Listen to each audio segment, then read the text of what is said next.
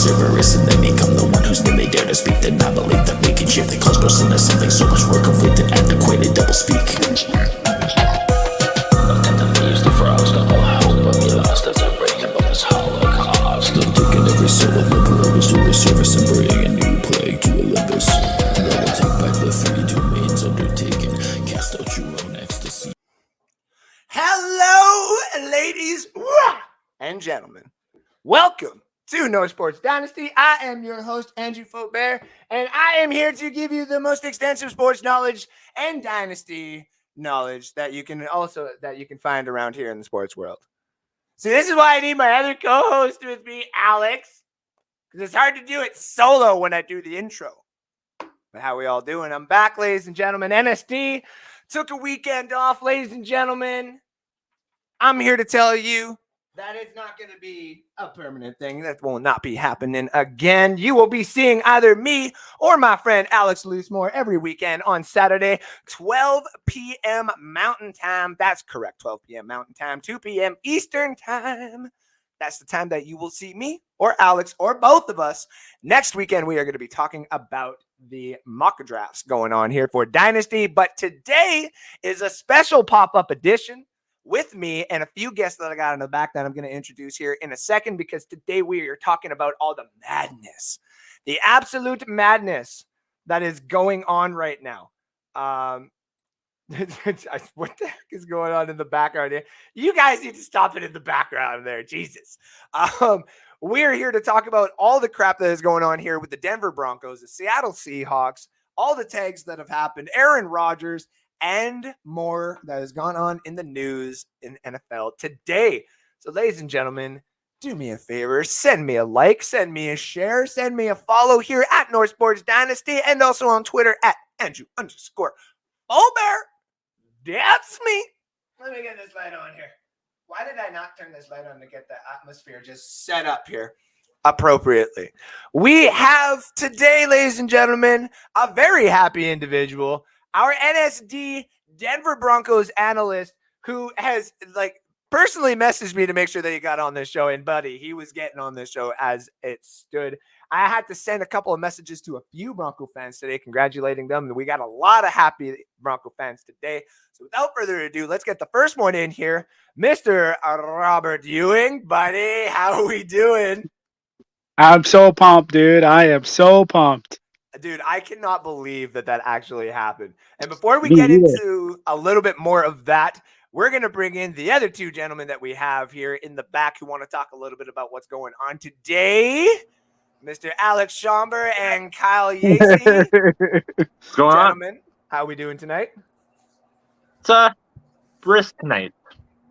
It is kind of cold up here. I don't know what it's like in Florida right now.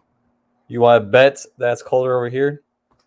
Not right now. I know it was earlier at some point this year, but I wouldn't take that bet right now. Speaking of bets, ladies and gentlemen, Mr. Alex Schomber is one of these gentlemen that likes to enjoy some of the bets here at NSD. So if you want to see a little bit more and get your high stakes, high rewards payouts, tune in Saturday for the high stakes, high rewards, where I'll be talking a little bit more about NASCAR, because I took a week off to study a little bit more to make sure that I can see exactly what's going on. And if you want to win money, I only got one word for you as of right now: Hendrick. And we'll talk about that on Saturday. But today, let's first, before we get into the major trade, let's get the big, old, beautiful, flocky-haired bastard out of the way. And that's Aaron Rodgers. Aaron Rodgers is going to stay in Green Bay. Aaron Rodgers now is a Packer for life. I don't think he's going to sign a one-year deal after that.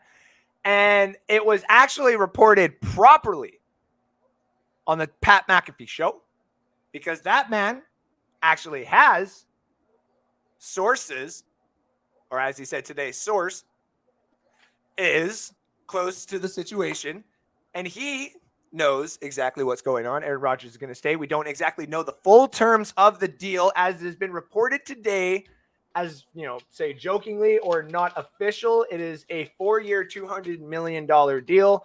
150 million of that is guaranteed. But again, this is unofficial. This is based off of false reporting done by Ian Rappaport and Adam Schefter. But we throw Adam Schefter under the bus because he is just a piece of shit. Biased a bit.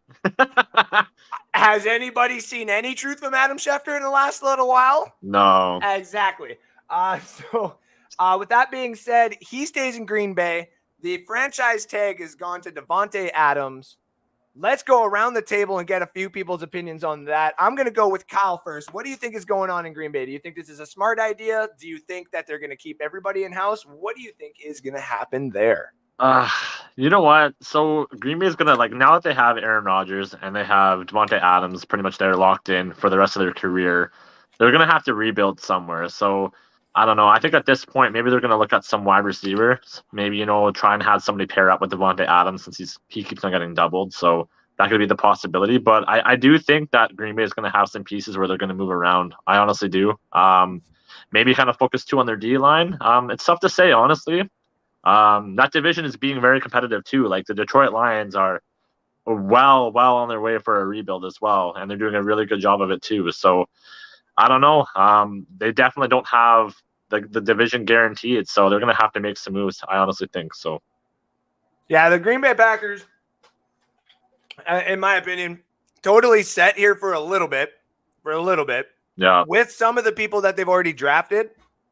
But yeah, no, there's financial ramifications when you keep a 2-time MVP in-house here for a little bit. So, Alec, tell me, what do you honestly think about this situation? Do you think this is smart for Green Bay? Do you think Aaron Rodgers helps build a new stadium? Do you think it'll be called Rodgers Field instead of Lambeau Field? What do you honestly think is happening here? Do you think this is a good situation?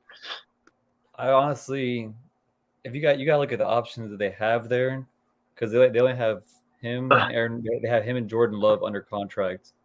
So in order for them, if it was to get rid of Rodgers, if Rodgers wasn't the plan, there's no good backup options because Jordan Love's apparently isn't in their future plans. Obviously, because of the contract with Rodgers. But I really think it's a smart decision long term because once they lose Rodgers, they already know what's going to happen after that. And so the other side of this, before we get to Robert, is we talked about this pick, and we're going to talk about this pick a little bit more when we get into the full Russell Wilson trade here.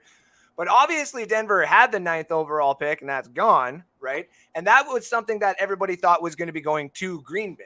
And maybe that pick was going to be turned into something. So what, are you mad, Robert, about this situation that Aaron Rodgers hasn't gone to? Because obviously it'll be a good transition into the Russell Wilson, right? Like, are you okay with Russell Wilson, or are you a little bit more upset that you didn't get Aaron Rodgers and say Davante Adams in the full package? Like, how are you feeling about all this? You know what? To be honest, I'd rather take Russell Wilson. Adam. He's more younger. He's got more prime out of him. He's more mobile than Rodgers. The downfall is you lose Davante Adams if you had that package. But really now we kept Jerry Jeudy. So we got our 3 guys there now. So we don't really need it. That 9th pick, I knew that was going to be gone no matter what. So really, I wasn't worried about the 9th pick. So in all honesty, I think it's more better for Rodgers, but bad for Green Bay, to be honest. Yeah, this is kind of it's a weird situation because if Green Bay stays competitive for the next 3 years, obviously they're going to be, laughing, right? They're going to be like, this has been the best situation that we had. This has been the best everything that we've had. So, who cares what we pay him? But it does sound like he's going to take a little bit of a pay cut here and maybe keep a little bit more of these guys in-house, which is a smart situation if you ask me. They got holes.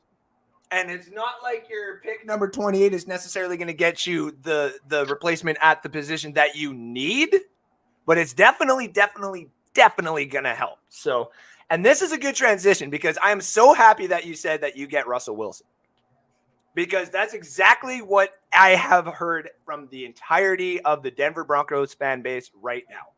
Is there is not a single person who is upset. I even got people in the comments being like, ask Robert, did Denver get some hands for Jeudy in that trade with Seattle? Now that you know what, he'll probably be working with them, and he probably will get some hands now. And listen, I understand what everybody has said too. Like, oh, Jerry Jeudy has no hands. I've said, who's his quarterback's been? I've said it too.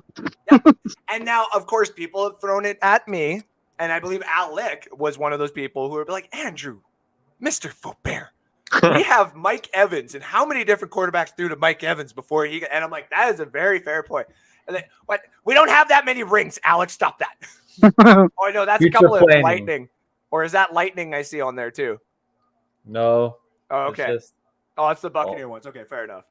Future planning. Don't you jinx that on my show. How dare you? No, keep going with it. Keep going with it. Jinx it. You want to bet on that one too? Oh, no. Speaking of keep going with it, though, I love how Denver they kept going with it in the media too. Like everybody knew something was going to happen with Denver. It had to. It's been Something years of There talk. was no choice. There was no choice. Right? It had to get done. Yeah. And now, go ahead. It was go ahead. you get hit. You're a quarterback away from a playoff, if not a Super Bowl shot, depending who you got. Mhm. So now you got your quarterback. You got all your offensive pieces right there, all up pretty much on rookie deals, except the two you just extended. So now you got to go out and just build off your defense that you already have a good defense on. Right? And the other side of it too is I have said it in the offseason. I compared what the Buccaneers did by getting Brady to what some of these other teams should do, like the Denver Broncos or the Las Vegas Raiders or some of these other teams that are right on the cusp of being good, like a quarterback away from actually utilizing that roster. And so many people were like, Drew Lock can't do it and Teddy Bridgewater can't do it. I'm like, you are obviously looking at a team that is, apparently bad and just looking at them as a bad team. Me and Alec have been Buccaneer fans for forever. And even deep down, I was like, this team may suck, but man, do they got pieces? Like all the pieces of Denise's are all around here and they just need a little bit of help. You know what I mean? So, and Alex didn't like that apparently. So he's, there he is. But no, it's, uh-oh. Yeah, there we go. The other side of this too is this is what a few teams in the league are ready to do. And I think that Atlanta in a couple of years, after a couple of good draft picks and just building some of that youth around some of the already good youth that's there, they're going to be ready to do it. I think the Giants have some pieces and a head coach now that's going to utilize all that properly. Like there's a few teams that are going to be doing that in a couple of years, but now the Buccaneers have finally been utilized. We got our Super Bowl. We had our GOAT for 2 years. Yep. He gone. He's retired. Denver now is up here with Russell Wilson. And obviously, I haven't taken a full look. I haven't seen who they play fully next year. I know they have to put. What's the division that they play? I think it's the NFC. Yeah, South. I think it is South. Yeah, South. That's right. right. Yeah. Because you play Atlanta, I think once too. I'm pretty sure. That's right. Yeah. So Wilson is going to come and play the Bucks. They played, I believe that's what it is. The Chiefs, Chargers, Raiders, Texans, Yeah. Colts, Cardinals, 49ers, Jacksonville. Oh, so it's the West. Chiefs, Oh, it's the West. Yes. Yeah. That's Oh, right. thank God. So and Russell plays his team. Raiders, Rams, Titans, Seattle. Ooh, Baltimore. That Seattle game's gonna be prime time now. I got a It's couple in comments in Seattle, here too. quick. Oh, yeah. Seriously, Wilson to Denver from Willow Meadow Brook. Thank you for tuning in. If Watson is cleared, then I want the Bucks to go after him. If not, then let's just see what Trask has. David Turner says, who knows? We might have a diamond in the rough. Listen, I was just saying that on Rick Hughes' show, too. Like, you talk about the Quarter Whisperer and Bruce Arians and stuff like that. And a gentleman who knows a lot about Bruce Arians. And I know that he wants to be live to say a couple of words because he is just a happy gentleman. NSD. So let me obviously do the full introduction here properly. We have our NSD Denver Broncos analyst here who is very happy. We have our NSD Atlanta Falcons analyst who is also here, who is, just chilling like our NSD analyst for the Tampa Bay Buccaneers. Alex Schomburg is also doing. But we also have another NSD analyst out there again. And this gentleman chilling on the Twitch stream, DubSauce55, our very own NSD Cardinals analyst, Mr. Chris Warchuk. How are we doing tonight, brother? Good. How you doing, man? Obviously, Good, it's He's a happy mom. man too. Oh, Yeah, I just heard I still have to fucking play Wilson next year. Like that's bullshit, man. He gets straight out of the division, still have to play him. What the? at least not twice, though. At least not At twice. least not twice. Yeah, fair enough, man. So how you been, buddy? Let's talk about a bit about you first. How you doing? I'm good. I'm good, man. Can't complain. Good. Okay, so let's talk about the Cardinals here for a little bit. Let's get that drama out of the way. I know that you messaged me because we had a few He put the people- pictures back on Instagram today. Everything's fine. Yes, he did. Everything's Yes, he fine. did. Just like I said, it was like a month ago. I was like, this is all noise. This It's is all nothing. noise, and It's that's all- the reason. A lot It's of like people. it's the 2022 new way of getting a new contract. I'm just gonna delete all these photos. It's like if you're mad at your girlfriend, I well, That's funny. The funny thing is too is with regards to the Cardinals and Kyler Murray, a lot of people actually had messaged me and be like, "Whoa, okay, what do you think we would actually have to trade for Kyler Murray?" And I'm like, I'm not even going to entertain the yeah, idea. exactly nothing. Exactly No, because nothing because it's he's not not gonna gonna. happen. Yeah, okay. No, I legit seen some. Like, there's Cardinals fans out there that fucking hate Kyler Murray. Like they hate him. I'm I like, believe it. Yeah, I believe I it can't. too. I can't believe it. I can't. I literally seen a guy the other day. He's like, let's trade Kyler. He's like, go out and get Jared Goff. At least he can see over the O line. I'm like, Why would you and say see what that? the opposing team's secondary? Like, no, man, get the fuck out of here. Honestly, though, Jared Goff, man. Get I out do of my see face. Kyler Murray. Like, if he doesn't win in a couple of years, I think he'll ask for a trade. But that's in a couple of years, That's right? I mean, that's on him. He has to show up to the wild card game. Of Yeah. course, yes, he does. Like he was And- invited, he never came. I'm pretty sure he got the invite. Well, and, to the guy that is talking about Jared Goff and stuff like that. Here's the thing: the Rams were built differently with Jared Goff than what the Cardinals are built with Kyler Murray. That team is built for Kyler Murray's offense and for a weird air raid Wow. style defense. Like, Well, and I said it after they got knocked out of the playoffs. The offense is designed not around Murray, but around Hopkins. yep. So if Hopkins isn't there, it's because it's dog shit. They're bad. Yep. They're Yeah. bad. Like even Cliff. I was watching Pat McAfee show the other day, and he had Cliff on, and he was Yes, like, he did. and Cliff was like, yeah, he's like, maybe after Hop got hurt, I should have changed the game plan. I'm like, you fucking think, Yeah. man? We scored like 18 points in 5 weeks. You Yep. think we should have You- maybe changed the game plan up? I don't know. But James anyway. Conner can't run it himself, dude. Like, come on. Like seriously, No. man. So no, everybody like Murray gets a lot of hate right now because he's asking for a new contract and he hasn't done shit and this and It's- that. I'm like, what? And again, Like it's a team that media. had the last pick in the first pick in the draft to like an 11-win season and Yep. like almost winning the division. That's not good enough. Get Like, him out of yeah, here. right. Like in Okay. 3 years. Like it's not even like this is like 6 years later. And we still haven't like we're the Lions with Stafford. Like this is a And- whole other thing. And here's what I honestly think, because a lot of people kind of forget this too. I honestly think that it might just be because you guys did the whole Rosen thing and the one head coach and then switched it after a year. Ugh. Yeah, that now everybody's like, we didn't give Wilkes this much rope. I'm like, yeah, Wilkes wasn't half the fucking Yeah, coach. no. And like, Exactly. oh boy. So let's deep down talk. And one of the reasons Chris wanted on here is because Chris knows a lot about Russell Wilson. Chris has had to deal with Russell Wilson for a long time in his division. It'd just be like us talking about Drew Brees here with 3 of the other gentlemen, or the last how long that Robert's been dealing with every other quarterback in his fucking division. So, but now you get Russell Wilson, dude. And now the trade officially, unofficially, because we don't necessarily know if it's official. Like there might be some other variables So that he- we don't see yet. apparently- The only thing he has to do, he has to just accept it. That's his. No, so I read on Twitter that he gave them a list like a few weeks ago of teams that he would waive it for, and Denver was on the list. Yeah. So I feel like he's not gonna let Seattle do all the legwork, get the trade approved, and then be like, nah, no, not feeling it. Yeah. And what I meant So- by that more is just like some of the picks, like instead of the 5th rounder, it might be a 6th rounder, like some little things like that might happen. But unofficially right now, it's Russell Wilson and a 4th rounder. We don't know what year yet, going to Denver for 2 firsts, 2 seconds, a 5th rounder. We don't know the year, but we can safely assume that those firsts and seconds are for this year and for next year. They are. I saw it. Drew Lock, Shelby Harris, and Noah Fant. So 3 roster players, 2 first rounders, 2 seconds, and a 5th. Officially going to Seattle. So let's talk about the Seattle side of things first, because obviously I want to get to the goodness of what Denver's going to be. But let's talk about like Seattle's little bit of rebuild here. Inevitably, As much as a few fans have said this isn't a rebuild, this is a retooling. No offense. I don't believe that is to be true. It's a rebuild. But Well, it is. You guys If you think Drew Lock can compete with Kyler Murray, whoever's starting in San Francisco, and Matt Stafford, you're insane. I don't And the know. fact- I don't know. I don't know. Honestly, like, okay, I'm gonna give an unbiased opinion. I actually think that Seattle, debatably, could have won this trade in a really weird way.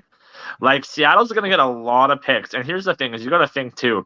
Like, sure, Russell Wilson, like, he wanted off of Seattle, absolutely, but maybe he doesn't vibe with Denver. You don't know, honestly. And then the thing to think about as well is look at the quarterbacks that are in the next, in next year, even for that matter, right? There is some good quarterbacks that are going to be in the draft next year, right? Bryce Young is going to be in that draft next year, and I'm not a fan of Alabama quarterbacks by any means, but it's Bryce something Young to is heavily a little consider. different, yeah. It really is. Like, and then Noah Fant's good, and then same thing with Russell Wilson though. Like, you put him on a different scheme, like, he might do well. But what about Drew Lock? Maybe he vibes in Seattle. We don't know, right? So I don't know. It's too early to say, I think. What do you think, Robert? Okay, so you want my opinions on the picks first, or do you want my opinions on the players that are going to Seattle? Because I can give you the players on that one. Well, just the Seattle side of it right now. I know you wanted to say something about the Seattle side there, so I'm just giving you the floor. Okay, so because Seattle doesn't have a first-round pick for 3 years, so now they got 2 first-rounders, which they are not great at doing, is drafting first-round picks. I know that for sure. So the second-round picks would be the ones that they can get something at, but I don't know what you can get for second-round picks with how they have to build now. Yep. Noah Fant was hurt every season that we've had him. He's in his contract year now, so you got to think of the 5th-year option. Drew Lock, well, we all know about Drew Lock. You know my feelings about Drew Lock. I can't say anything on that one. The one that hurts the most is the Shelby Harris, because that guy is an unbelievable interior lineman that you're going to lose. But they did have a good spare at interior line on Denver that he could get replaced now. So now you got to think now. Shelby Harris is offense or defensive lineman? Sorry. He's a defensive tackle. That's what it was. Sorry, my bad. Gotcha. Sorry, continue. So you got to think of that, but I really don't think Seattle's going to draft well with those first-round picks because of their history of drafting the first round is not the greatest. No, so really, I'm not really butthurt about losing these first-round picks. No, and you got to think if Denver does well, that next year's first will probably be a late round in a first. Yeah. So really, what are you going to lose out of that now? Exactly. Alec, what do you think of the Seattle side of things first? It's more of like Kyle said, you never know what they're going to have with Drew Lock. It could be a good thing, could be a bad thing, which could lead when they get the picks for next year. Because obviously this year they're not really going to get a quarterback. So there's not really that many good quarterbacks in the draft. They'll probably just build it on the line this year and see where it goes. If it's a failed miss, because I think he only has 1 year left on his deal. I think. Who's that? For Drew Lock, I think he has 1 year left on his deal. Yeah, this is his 5th-year option. Well, I think whatever this will be it was. His prove it year on a different team or whatever. Yeah. If not, he'll just they'll draft another quarterback, and just keep on building from there. Because I don't see Drew Lock getting re-signed by Seattle. He'd probably be as a backup or some of that for another team. But I don't see him if he's improving in Seattle the first year, then they're gonna just kick him to the curb. Yeah, see, and here's the thing. The reason why I wanted to talk about this pick first before we get to Denver is just the reason why I was telling Kyle before we went live here. I put a line, and I'll go full screen here for a second. I got a line right here at that Giants pick. These first 7 picks, unless somebody comes up to trade for real talent, those are pretty much set in stone. Despite, say Carolina going for a quarterback or the Giants packaging those 2 and going for a quarterback themselves. Those are pretty much set in stone. Atlanta right here now owns this beautiful, delicious pick that the Vikings are going to want. Cleveland might actually possibly want. But specifically, this Commanders team, which is just this W I have because I'm not putting the other one up, is the W right here. And actually, shout out to Sean Spencer from Let's Talk Football there. Let me get the logo out here because anytime I talk Commanders, I want to shout out Let's Talk Football. If you guys want to talk Commanders or some of the other good stuff that's going over on Let's Talk Football, give them a follow, give them a shout out there to Sean Spencer and the rest of them down there at Let's Talk Football. The Washington Commanders, I can almost guarantee you, really, really want to be the team that either A, gets a big splash in free agency and doesn't make it work, or B, they want to go and get their quarterback in the draft. The reports came out the other day about Washington going after Russell Wilson and how there wasn't enough there. Because this and here, there's value. A lot different value. This is the reason the Buccaneers didn't get Russell Wilson, and this is some of the reason why some of the other teams didn't get Russell Wilson. Is this little jump. There's still amazing value at either offensive lineman or specifically the quarterback position. Because nobody thinks that the Giants or the Carolina are going to do it in the draft. There's no good quarterback that anybody's going to do there. But Washington and right around here is where you're hitting and missing on some of the picks that are there if they don't mess well with your scheme.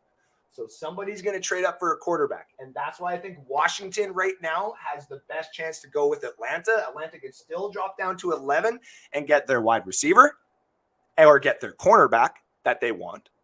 Now, all of a sudden, this team gets their quarterback. But that's the reason Seattle's here. Seattle more than likely is going to take Malik Willis.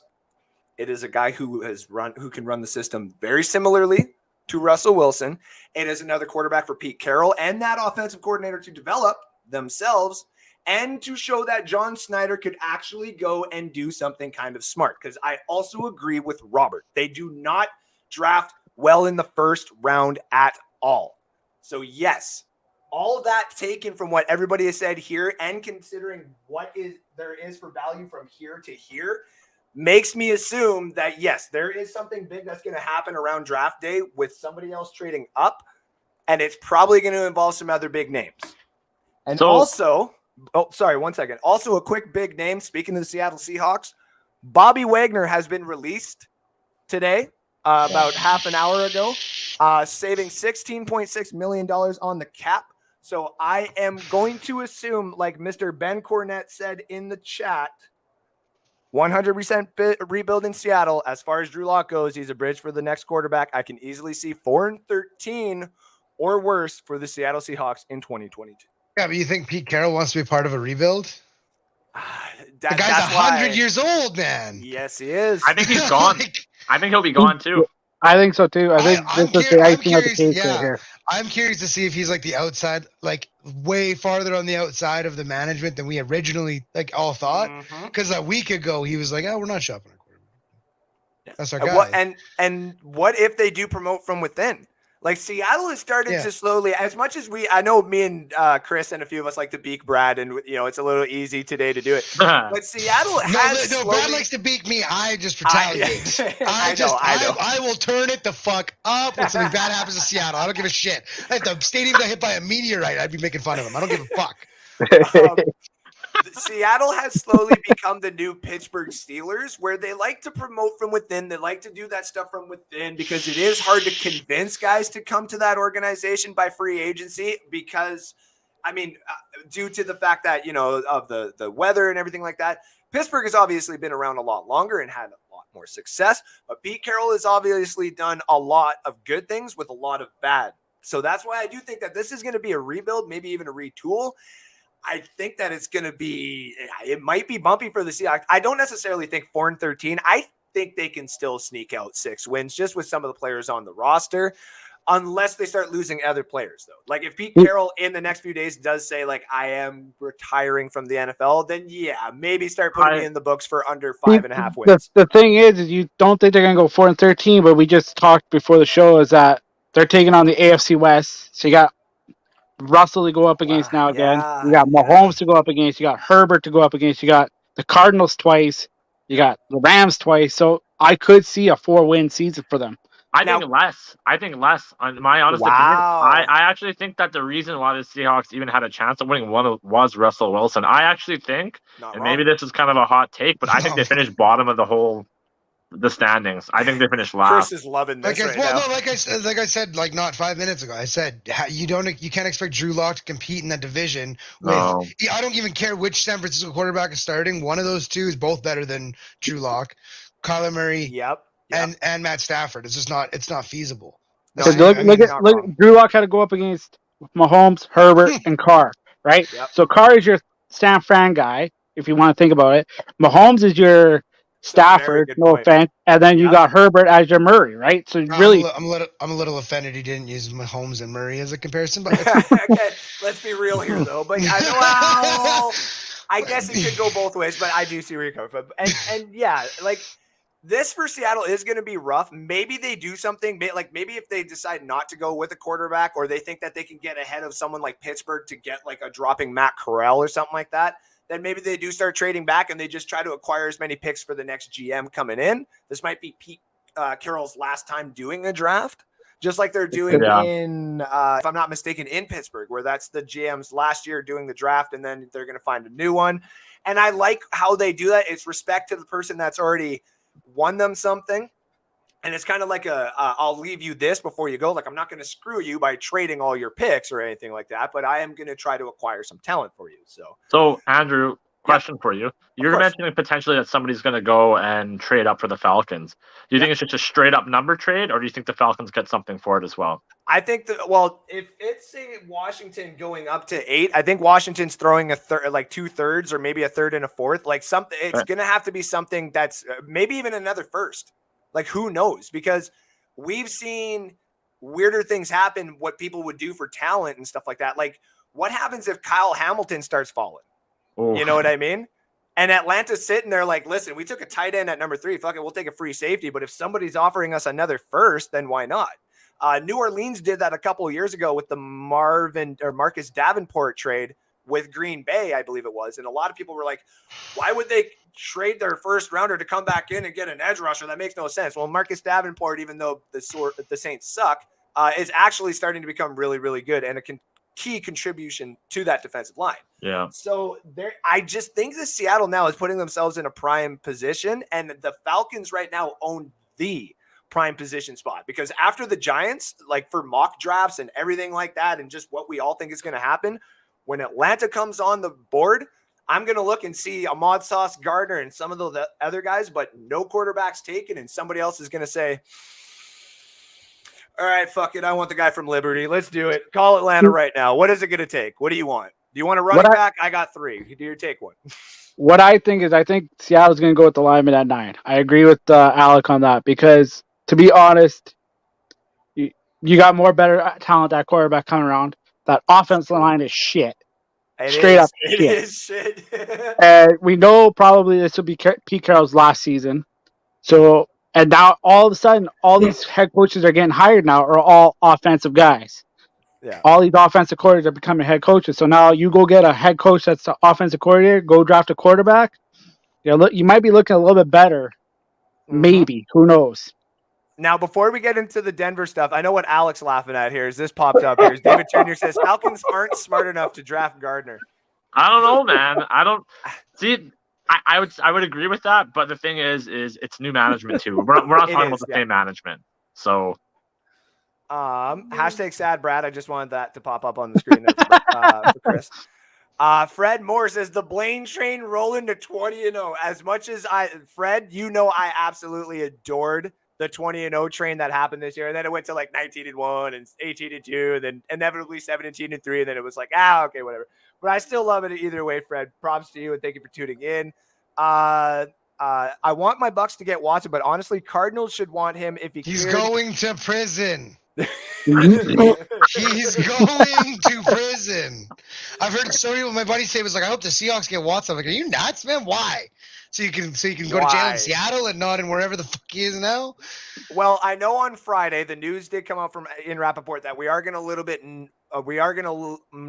know way more about the Deshaun Watson situation come Friday. So let's see what happens. Well, I'll wait and see. Trying to get Carson Wentz too, which I don't even want. Deshaun Watson, Carson Wentz. No, thank you. No, like they're trying to say that they're like, if worst case scenario, they're trying to get Carson Wentz, but if fucking Marigoda, buddy. Eric Hardnett, thank you for tuning in. Says, do you think the Bucs go after Bobby Wagner? I do not. No, he'll go to Denver. He'll probably end up in Denver. That's literally where I think he's going. He's like, nah, I'm gonna go with my. Does Vaughn go back to Denver now? Like for Yeah. sure? Yeah, For sure. Yeah. I think so. Hold the hell For on. sure. So you're gonna tell me that we're gonna have Von Miller, Bradley Chubb, and Bobby Wagner all just chilling in on that already good fucking defense. Denver's got the cap space for it. They have like Denver- 40-something million in cap. Vaughn was teasing at it yesterday. God, Now man. he's probably just like, oh, hell yeah. Now that they got Russell, Russell, it's a guarantee he's probably coming back. Man. The only gonna other team have a that'll win take him now would be the season. Rams. Go ahead, Kyle. They're going to have a win now season. I guarantee you, like, I think Denver is just going to be acquiring whatever they can take. Like, they're going to want to win right now. They're probably going to give up a stupid amount of picks, like, for the next 2 years. Well, they They're saw gonna what draft- the Rams did, and they're going to try and do the same thing. That's Bucs exactly did it. too. Yeah. And And then that's they going to go be the Bucs new. next That's going to year. be the new NFL now. I guess the Bucs didn't give up picks. I see what you're saying now, but yes, and Ben Cornett says, ladies, how are we doing tonight? Thank you for tuning in, Ben. Should have joined. Christopher Cole says, hey guys, as well. What did you say? I said Ben should join the freaking StreamYard, but Yeah, StreamYard link is down there. Anybody, you all can tune in. We're just doing the pop-up show here. That's why Chris said, Like, like, it's rare I that want to come Kyle's on on in. here. Got Kyle's it. I'm like, never let on me here. in. I wasn't sure it was going to be home in time. I saw you post earlier. I was going to message you. He's like, I will be home in time. And then I saw him. All good. And then that was the Kyle's, like, rebuild never on the post. show. How long will Pete Carroll be in Seattle? We're kind of talking about that. We're all 7 kind of more thinking minutes. like 7 days. Yeah, No, like, minutes. Bro. I He's think- writing them. He's writing the letter right now. I, Pete Carroll, officially resign. yeah. And as it's funny. head coach of the Seattle Seahawks. Thank you very much. Anybody who watched the Pat McAfee show today, they joked about what would be bigger than this. And they said if Russell Wilson got traded. And then, like, I think it's 32 minutes after they talked about it, Russell Wilson gets traded. So I was like, yeah, that's pretty funny. So who knows? shit. It could be Andrew got- he could drop it right now. I think he'll last a year. I think that's what it'll be. He'll last a season, and that'll be it. He'll actually. I don't even think he'll get fired. I think he'll just retire. Is what I think. Go ahead, Alec, quick. No, I'll say Ben has a question for you down there below.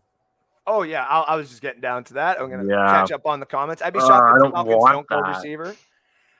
I have said Traylon Burks would be fun there. Drake London, because they've had to mess with Mike Evans the whole time. Like AJ Terrell has done a great job defending Mike Evans. Like you want to develop Drake London, there's a great corner to do it too. So I don't know. I think with the Calvin Ridley situation, I honestly think that it actually put Atlanta in a really weird but good spot. We're under the cap space now. You can pick up somebody in free agency, probably just on like a 1-year deal. You can have that as your wide receiver, whatever. And then honestly, I think there's other needs that they need to look at, like cornerback or safety or defensive line. Like I wouldn't hate it if they went first overall with a wide receiver, but I just think that it's better suited for other players.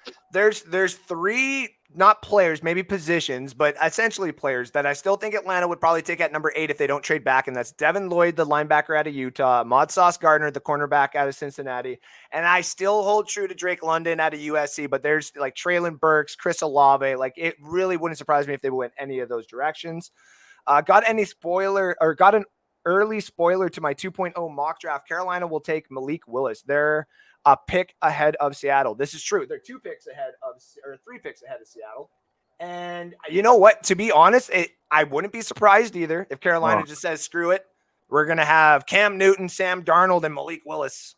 But fuck it. If one quarterback don't work, 3 quarterbacks will work eventually. Fuck it. So just try it. But I still think Carolina might sit there and dangle that for one of the other quarterbacks out there, or because Evan Neal's falling. I mean, if Evan Neal or Ike Mekwonu is sitting there at number 6, I would also not be surprised if Carolina goes that way. So, That'd be scary. well, the one that Ben Cornett has said before, as he pops in here, and I'll give him a second to get set up here, is the one that he said that would really scare me. And think about this, Chris, because I don't know if you've heard about this, right? You know, like we can all admit here, Carolina's pretty good, right? Like Carolina's defense is pretty good, at least. Right? They are. They're really good. They're good, and they're going to be pretty great after all those young guys develop. Tell me if Kyle Hamilton falling to Carolina doesn't fucking scare you. No, dude, that right there, just them having that type of backfield, like you would not be able to pass on Carolina, let alone the fucking speed that would be coming off you off the edge with Burns and the other guys. Like, Don't put that in Jesus. the universe. Well, no, let's bring in the guy who brought that into the universe, actually. The Golden Knight fanatic, the man who will always be known for every Vegas pun that I can talk about, whether it's hockey or the inevitable basketball team that they're going to get here soon, which, by the way, you all want to see a fantastic show when it happens. The day that my Seattle basketball team is back is the day that I fucking fly off the handles. All my Thunder gear out of my fucking house. But before I say that, let's get to the man, the myth, the legend, the guy who talked about Kyle Hamilton and what that would do to the defense of the Carolina Panthers, and just in general to talk about some of the stuff that's going on today. Mr. Ben Cornett, how are we doing, my friend? I'm not worthy. Wow. What I'm not worthy. a great introduction, Andrew. I appreciate that, sir. Thank you. Thank you. And How you're are we right, doing, Alec. Alec, you're right. I'm not worthy. You're not. You're not. I mean, So I appreciate you going back and getting all freshened up for me, Alec. Appreciate it. Yeah, he said 1 second for he you. came back Just just for to you. have the 14 jersey. I'm like, Is he hey, Oh blushing? my God, Ben's coming Is on. he blushing? Oh, hold Don't on. get jealous, Kyle. Don't get jealous. I A moved little on. bit. I moved on. So Ben anyways, supports let's me financially. let's get into it here a little bit. Ben, just because we talked about it, like the Kyle Hamilton thing, I know you dropped it the one time, and I'm not letting it go because now I see it in my head as a situation where I'm like, fuck that, man. Like, what do you think, though? Like, out of this whole draft and the whole trade that's happened, like, do you think Carolina really does take Malik Willis at 6 now? I actually do. Okay. Because, look, they need a quarterback in the worst way. And right now, defensively, they're okay. But I thought, well, they can get Hamilton as a, just extra. But seeing what happened toward the end of the year with Carolina, bringing Cam back for his, hurrah, that didn't go well. Obviously, the Sam Darnold experiment was really a disaster. So, and then you got PJ Walker. I don't know if he's still on the roster or not. Maybe he's the backup. Yeah. He's the backup. But yeah. I think Carolina's they're gonna take a chance. And look, Willis has really impressed a lot of teams. So his stock just keeps going up. And I could really see Carolina actually pulling this off right before Seattle picks. Yeah, because we were looking at Seattle picks at 9 and Carolina's at 6 there. And it just I would still if they were gonna pick a quarterback, I'd still feel like we're deep inside that, like, I want to put some money down on Matt Corral being the first quarterback available, because for some reason, I think that's one of those hidden, like, everybody doesn't want to talk about the quarterbacks of this draft because they all think maybe if his injury does heal up, he might actually be maybe the best one in this draft, because Kenny Pickett is good, but like size does matter with your hands. We all know that. They're not going to start building a glove around your hand size so you can actually throw the ball. That's kind of illegal. And to be honest, Malik Willis, though, yes, he has this arm and he has this NFL look to him. The problem for me and the problem for a lot of people is he played at Liberty. A lot of people think that he takes maybe his religion a little bit too much, but also at the same time, I'm not going to put that past him. I'm not going to sit there and say that's a bad thing at all, because what did we actually see at the combine? Like, this guy's actually going outside and he's opening up his duffel bag to somebody else who is less fortunate right outside. Yeah. Like this, in a day and age of what is going on, especially right now in the world, not to get too political, but just with some of the way that these kids are being raised respectively, like in the TikTok generation and the social media, you don't see that anymore. And to see a guy who went to Liberty of all places, a guy who knows that he's going to get paid off eventually and stuff, but he knows that the opportunity is not necessarily going to be there for him. Those are the kind of things that, this looks good on you for a team like Carolina, probably. Indianapolis, another one, sure. But yeah, like Malik Willis, if you went to 6, I would be surprised. But that's still a very good take there. I could definitely see that happen. Hey, remember, Andrew, like, where did Ben Roethlisberger go to? He went to Miami of Ohio. This is true. Some of these great quarterbacks Josh Allen. went to Josh Allen, Wyoming. Yeah. So they went to smaller schools. So the schools don't really matter to me as much today as they used to. fair. So again, I don't know if it will happen, but I just get this gut feeling that that's who they're going to go with. There's two things I agree on with that, or like, I guess I agree and disagree. Sorry. I think that Malik Willis will be the first quarterback drafted in this draft. I have a feeling too. Like, I think he's proven it, especially with like his combine. Like, it was unreal what he did there. So he's definitely got some talent there. I actually think though that Carolina's not going to take a quarterback, because I think what's going to end up happening is they're going to actually dangle McCaffrey to a team, and that's how they're going to get their quarterback. I have started to kind of get on board with that, because the name McCaffrey and what he does healthy may intrigue some people too. A couple more comments I just want for him already. That is true. Big Ben, not Winston, went to prison. Just saying. Oh, yeah, we know it. Take it out of Winston's context. going to prison. Watson, he meant. Watson's going to prison. He thought we meant Winston. So Watson's we're gonna going to prison. Yeah, I wanted to bring this one up too. Andrew, gonna have to hold off the Cooper Manning to Denver talk now. Who said that?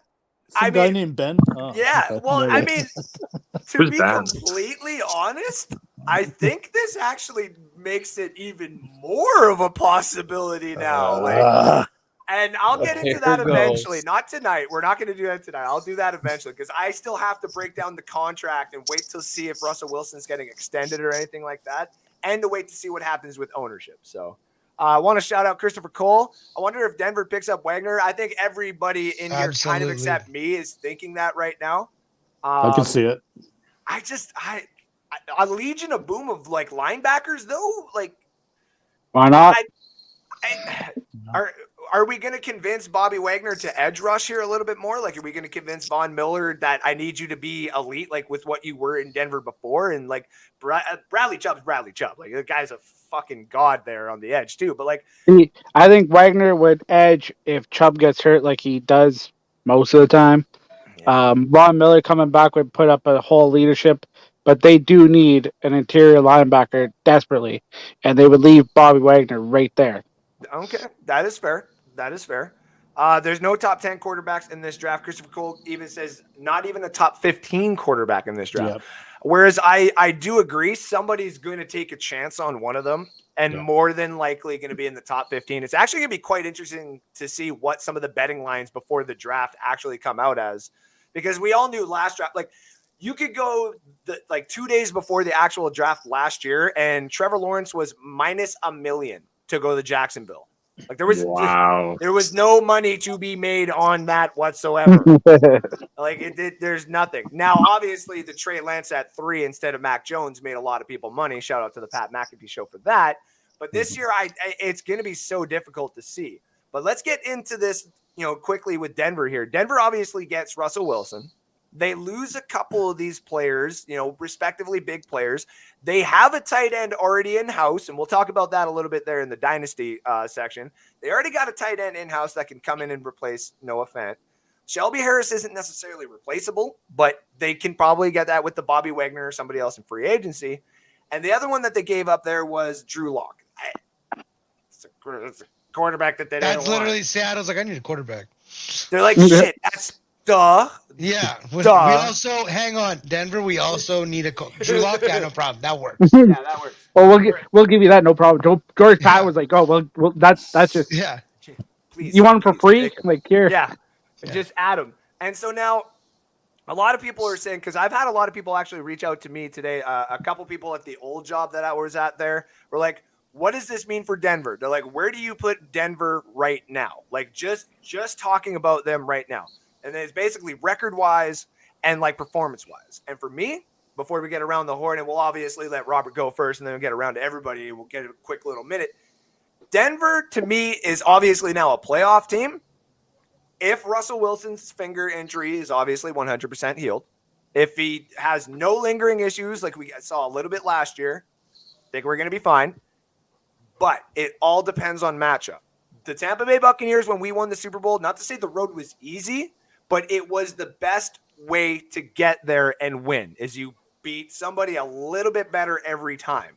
Whereas Denver might be in a situation next year where if they are even sitting at third or fifth or even as a wild card, you're probably playing Tennessee, Buffalo, the Titans, or Baltimore. Go ahead.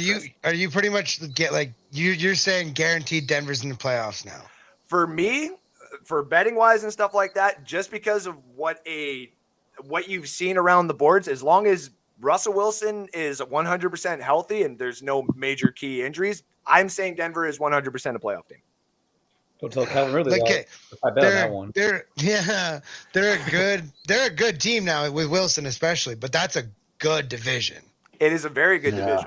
It is a very good division. That's a good division. Yep. Like we're talking like you got to go against Mahomes twice. You got to go against Herbert twice. And I'm looking at their schedule. Like they have a couple. Like they play Jacksonville, then they got to play Tennessee. They got to play Carolina, New York Jets. They got to play the Ravens. They do have to play Seattle and Arizona. They got to play Indy. Like those. This isn't an easy schedule. Like, it's not. I just pulled up their schedule because I was curious. This is not an easy schedule. And like I hated Russell Wilson. I played against him. I respect him. He's great. One of the best in the league. Mm-hmm. But is it enough to propel them above what the Chargers are doing? Because I think the Chargers do a lot of really good things, and they're just going to be better next year, I think, than they were this year. The Raiders, I mean, they picked up a lot of steam second half of this season. If they can carry that through. Chiefs, I mean, they're the Chiefs. Like Chiefs are the Chiefs, yeah. Yeah, like that's you're right there. Like that's 6 games right there. Like it's like that might be a 3-3 split, if not an under 500 part of your schedule. Like you need to pretty much beat every single team other than your division just to even think about being in the playoffs. Yeah, and you do need to obviously get some of those division wins to even. Yeah, but I'm just saying outside of that, you need to beat every single team because they're not going 6-0 in that division. I don't care who's a and some of those no one goes 6-0 in that division. No. I'm not even saying Kansas State. I'm saying none of those guys are. Nobody's sweeping the division. It's not happening. No one. So you need to win at all either. But you need to win like 3 of those games at the very least, and then win everything else because everybody else is going to be doing the same damn thing. Well, how many wins did Kansas City have last year? 12? 13? 13. KC. Over 13? 13, yep. Oh. But look at the big stretch they had. They in October. They were talked about not even making the playoffs in October. Which was the dumbest thing I'd ever heard, too. I'm like, can you all wait a little bit? Yeah. So you got to think. Last year, I think a 9-win team won the final wild card. I think it was 9. So all you got to think. You got to need at least 9 wins. 10 to get in. 12-5 last year. They were 12-5 last year. So you got to think. You need at least 10 wins. Yeah. I'm not saying outside your division. I'm not saying that like by any means am I saying the Broncos can't do it. I'm just saying it's not it won't be easy. Like Andrew's saying it's damn near guarantee. I'm like, I'm not putting any money on it. If it's my money. As it is like just right now, just looking at some of the Russell Wilson, the biggest thing in all this that we haven't talked about yet, and I'll kind of lobby that to Robert and then we'll get Alec and Ben and Kyle's take on it quick, is Russell Wilson is an offensive fucking line for the first time ever. Robert, please explain what that means. Well, you got to think now, right? So you got that offense is going to be unbelievable now. It was already star-studded before Russell got there. You got 4 receivers on that team ready to go. You got a new running back that's going to be a stud, right? Your left tackle you thought was going to be a bust is now turning it around out of nowhere. And I wasn't even a believer of him. I thought he was going to be the biggest bust ever, but then he turned it around. That offensive line is not the greatest, but it's okay enough for Russell will actually get going, right? You're going to have MVP Russell of September halfway through October like he always does. He'll cut short near the middle, and then he'll probably pick it up by December when it's those games that you need to win. So, yeah, I can see that offense going off. That defense is good. If you add a couple pieces like we're thinking that they will, this team could go 11 wins and still make wild card. I'm not guaranteeing a division, but I really think they are going to be a playoff team now. As of right now, I got them 9-8. Like just as they would get 7th at 9-8 right now as it stands. What about you, Ben? Let's go to you first. Oh wow! Automatically with Russell Wilson, it just changes the offense completely. Look, if we were if we were an offensive line, it would be better than Seattle's still. That's how horrible Russell Wilson's line was in Seattle. So Yep. automatically he's got a better line. He's got Jerry Jeudy. He's got a good run game. But he's in the toughest division in football now. It's such a tough fucking division, man. I know. I don't see them winning the division. I got the Raiders doing that. It's a shocker pick. Wow. But just because Josh McDaniels is there now, better management, better coaching. But as far as Denver goes, I think they could sneak in there now. They can sneak into the wild card for sure. What about you, Kyle? What do you think? Yeah, I think it's going to be very similar to the Rams situation. You can say it's in the best division for sure. But if you looked at Seattle's division, before Russell Wilson got traded, I would have said that's probably the most competitive division as well, right? We kind of all thought that was going to be a real close division, right? So, and it was. It was a hell of a close division. Fuck yeah, absolutely. But I also think it'll be a similar story. Russell Wilson going to a new team, he's going to have that new chip on his shoulder, right? So, I think he's going to thrive under there. Do I think they're going to have a hard road? Yeah, it's not going to be an easy schedule, but just like with the Buccaneers won the Super Bowl, it wasn't an easy schedule. That was not an easy schedule. The Rams this year, it wasn't an easy schedule. It's not about having an easy schedule. It's about using the weapons you have to the best of their ability and knowing where your strengths are. And that's the thing is Denver for a long time has known where their strengths are, right? That's true. They know they needed a QB. They went out and got a QB.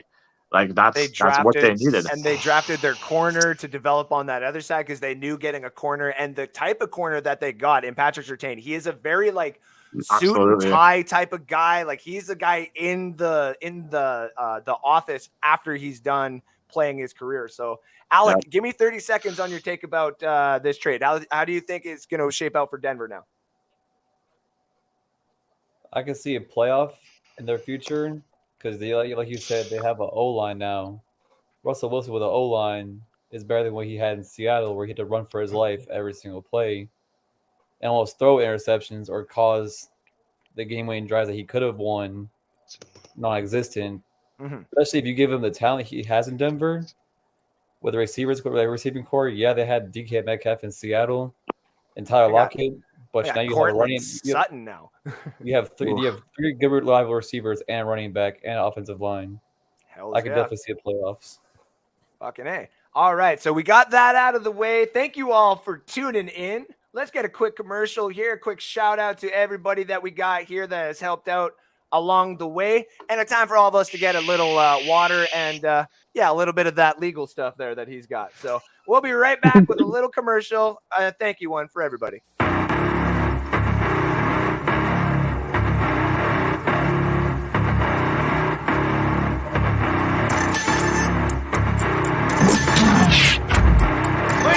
Track!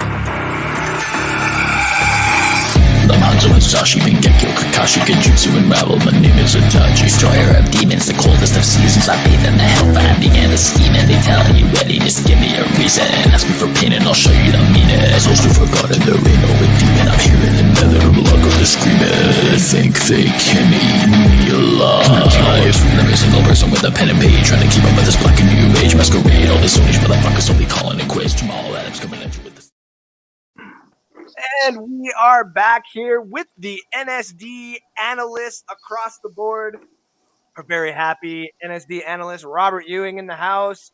Our NSD Tampa Bay Buccaneer analyst Alex Schomburg also joining me in the house. Our NSD analyst of the St. Louis Cardinals, the Arizona Cardinals, Mr. Chris Wolchuk is down there at DubSauceTTV.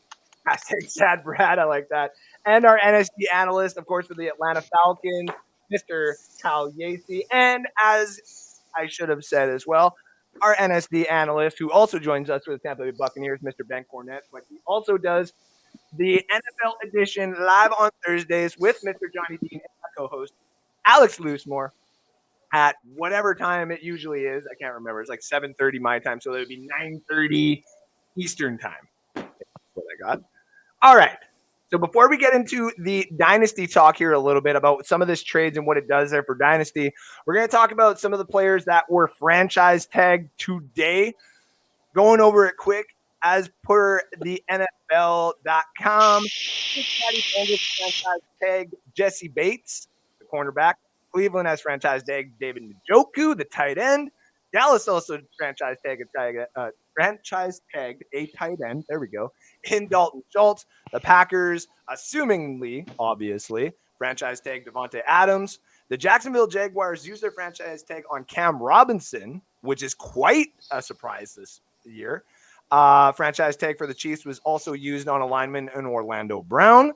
And the Dolphins went and used theirs on a tight end as well in Mike Gesicki. And the Buccaneers used their franchise tag today on Chris Godwin, which is going to put us back around $19.179 million. Round that up, $19.18 million. So those are some of the names that are out there. The big one for me, again, like just the Jacksonville Jaguars. Again, I understand that you don't want to take a lineman at number one, but I mean, Eric Fisher was taken at number one. Like, we've had other linemen been taken at number one, and they become franchise pivotal, whatever the word is, like players for you. And you have Trevor fucking Lawrence. And you're going to tell me that you're going to go draft Aiden Hutchinson. All right. I guess that's what we're going to do. So what about you there, Robert? What's the one that stands out to you, if any? Well, the fact that Davante Adams got tagged, that's in 1 year the Packers are paying $70 million for two people now. Yep. $70 million for two people. Are you happy it's not you? I'm happy it's not me now. Rodgers disputed that contract, by the way. Yeah, we did talk about that at the beginning of the show. It is right now a unconfirmed contract of 4 years, $200 million with $153 million guaranteed. That is unconfirmed because Pat McAfee, we will always give shout out concerning I'm wearing his fucking shirt right now. Better watch WrestleMania then. What's that? So you better watch WrestleMania then. Yeah. I might actually have to like rent it for the first time. You know what I mean? Like I've never actually rented a pay-per-view WWE anything. It's on Peacock. We don't have Peacock. Thank you, Ben. Or WWE Network. Go to get a free week trial. Oh yeah, actually, hey, that could work. Alec, out of all those guys who got tagged, obviously I see that number 14 on your shirt. So give me a quick. Which one are you happy with? Well, I mean, I can't be biased. I mean, I am happy about this one, but the one I'm really happy for is Russell Wilson being on a better team instead of that pit of misery in Seattle. So that's the one I got forward. Right on. Kyle, for the franchise tags today, which one are you happy about? Happy about? Yeah, or at least surprised about. I think it's actually both happy and surprised. I actually thought Chris Godwin was going. I didn't think he was going to re-sign with the Bucs. And not that it's a bad thing, but just I think that the Buccaneers could have parted ways with Godwin and could have got something good for it too. And that's why I think personally Chris Godwin would have went. No, in the nicest way, way, right? But at the same time, like he's put in the work in the Buccaneers in Tampa Bay, and it's good that he gets the respect that he deserves. That's all I'm going to say. So I do think that's pretty awesome. I still like just for the Tampa Bay Buccaneers there. I think it's just a way to try to persuade another quarterback to come over.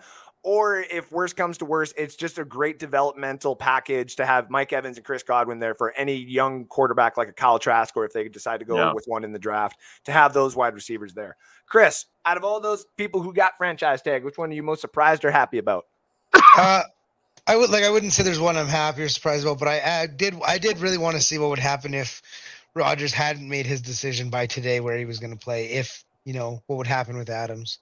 Yeah, I mean, what are you going to do? What were they going to do? Tag him, and then Rodgers like, I'm going to leave. They're like try and find somebody to trade. For if it's $70 million worth of salary, like nobody's going to trade for that.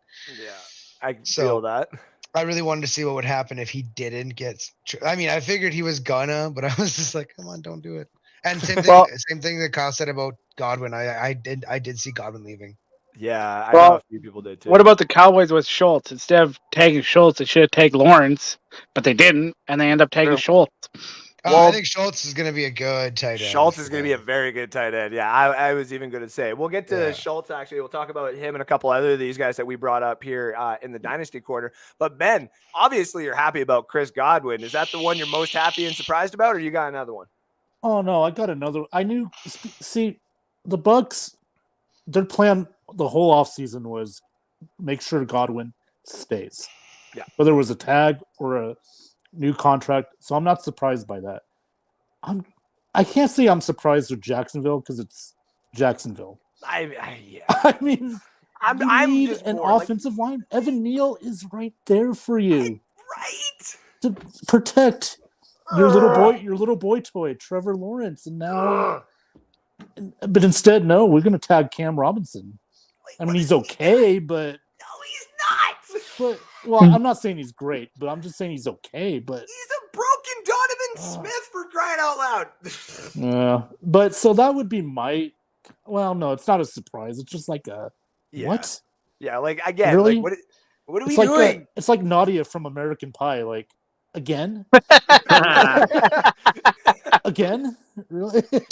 And like, I think we all kind of agree here that we all just like, even when the year they had Blake Bortles in that really dominant fucking defense, we all kind of like just deep down we're like, hey, fuck yeah, go Jacksonville. You're like, come on, like, yeah, you know what I mean? Real quick, I want to give a shout out to Alec for wearing the Brad Johnson old school jersey. Sweet. Thank you. Shout out Alec for the Brad. He probably doesn't even know who Brad Johnson is. Yep. Super Bowl winning quarterback. What's that? Super Bowl winning quarterback. Damn right. Damn right. Played for the Washington Redskins too back in the day.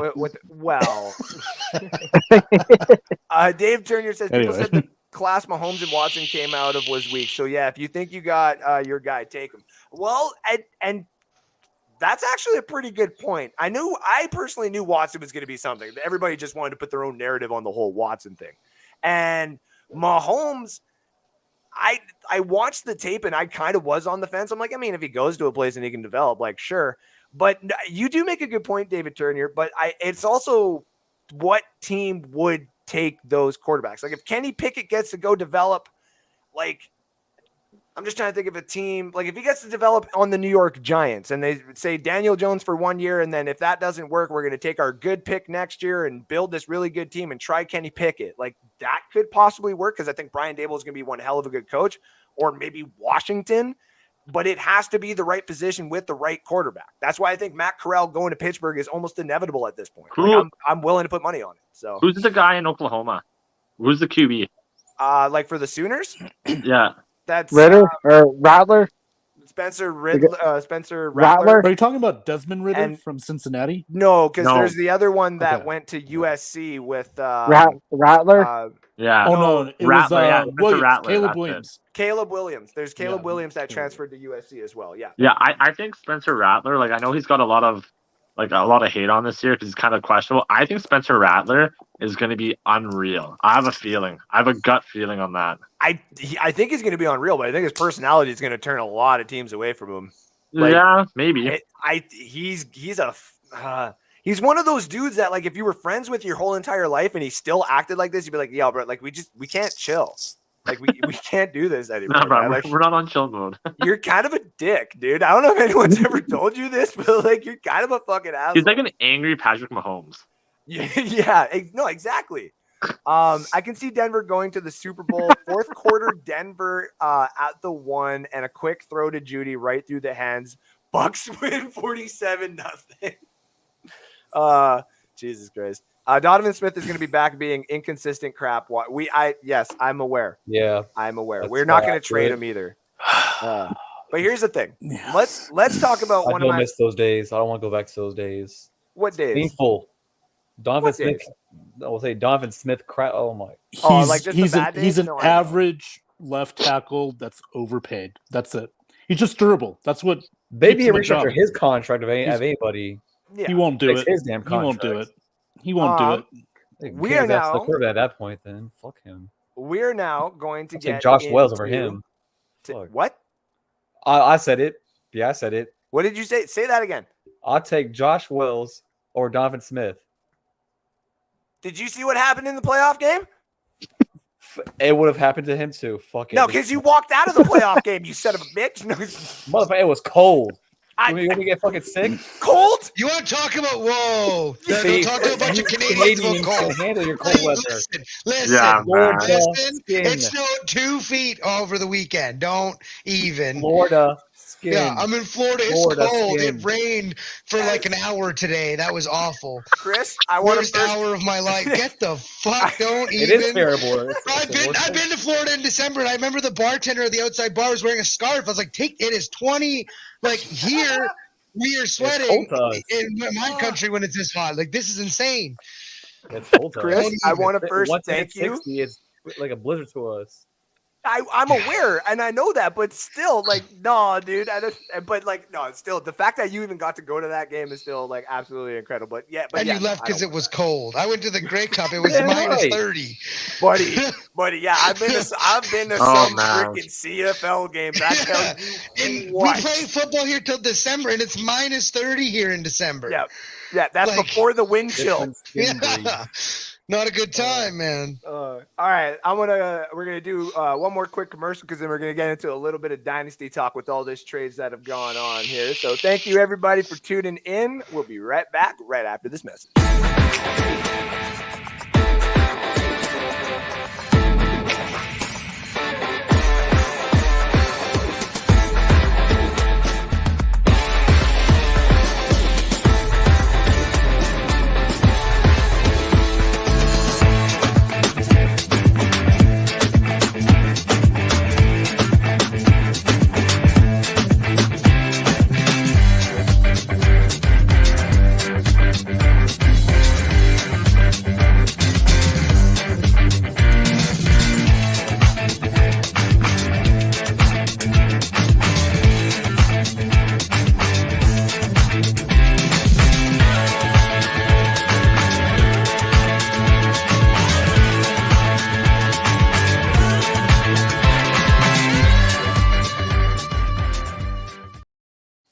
All right, ladies and gentlemen, welcome back. We have cut this down a quarter. We have to say goodbye to our Atlanta Falcons analyst, Kyle Yacey, and our Denver Broncos analyst here at NSD, Mr. Robert Ewing.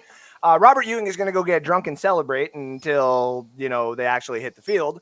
He deserves and it. Kyle's going to go find out what Atlanta's actually doing because we all still have no fucking idea. All right, let's talk a little bit of dynasty here. Got a couple of the gents who I obviously have in one league. Ben, I am going to be obviously joining a league with, I believe soon, with Alex and Johnny that they're putting on together, which we're just doing in the off season as another fun one. So I'll obviously be playing all these gentlemen.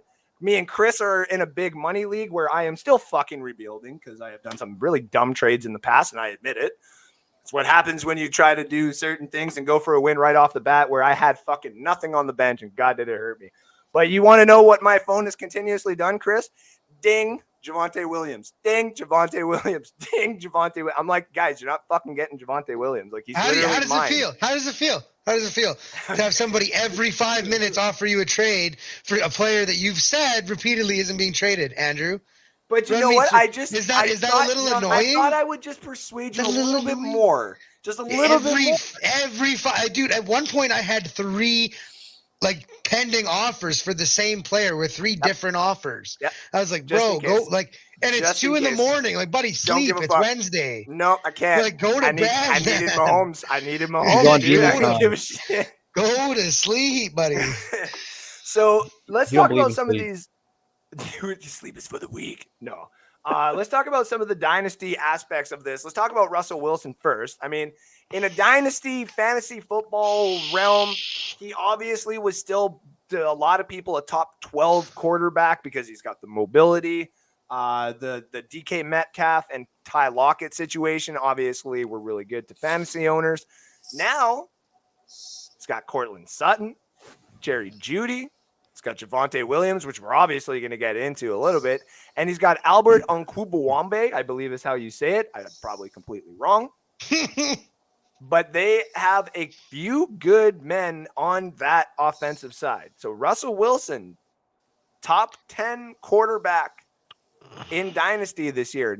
Yay or nay, Chris? Oh, yeah. Absolutely. 100%. What about you, Ben?